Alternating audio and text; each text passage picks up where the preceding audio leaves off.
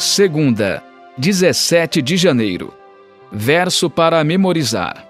Visto, pois, que os filhos têm participação comum de carne e sangue, também Jesus igualmente participou dessas coisas, para que por sua morte destruísse aquele que tem o poder da morte, a saber, o diabo.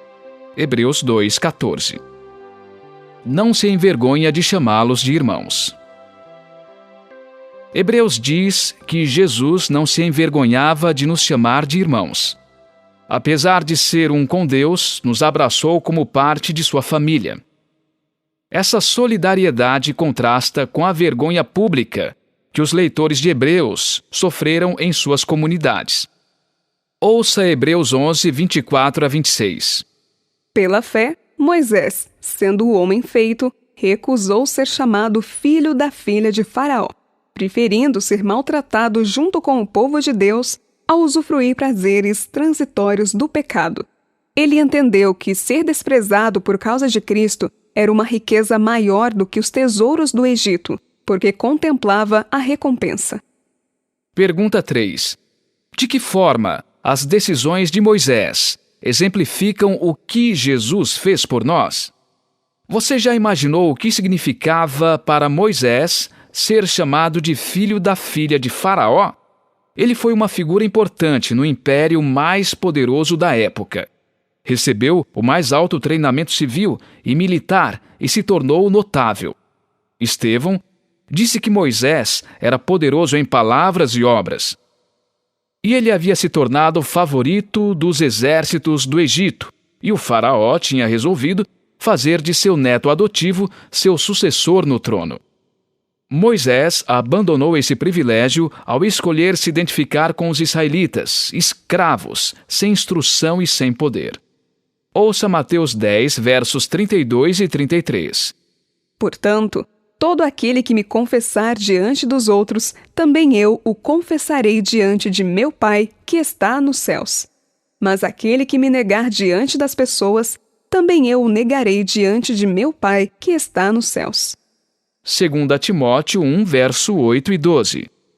Portanto, não se envergonhe do testemunho de nosso Senhor, nem do seu prisioneiro, que sou eu.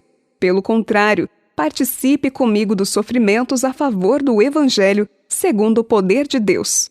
E, por isso, estou sofrendo estas coisas. Mas não me envergonho, porque sei em quem tenho crido e estou certo de que Ele é poderoso para guardar aquilo que me foi confiado até aquele dia. Hebreus 13, de 12 a 15. Por isso também Jesus, para santificar o povo pelo seu próprio sangue, sofreu fora da cidade. Saiamos, pois, a ele fora do acampamento, levando a mesma desonra que ele suportou.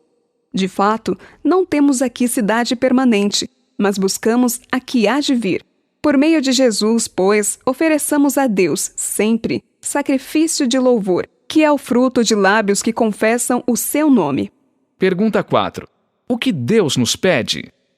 Depois de sofrer perseguição e rejeição, muitos dos hebreus começaram a se sentir envergonhados de Jesus.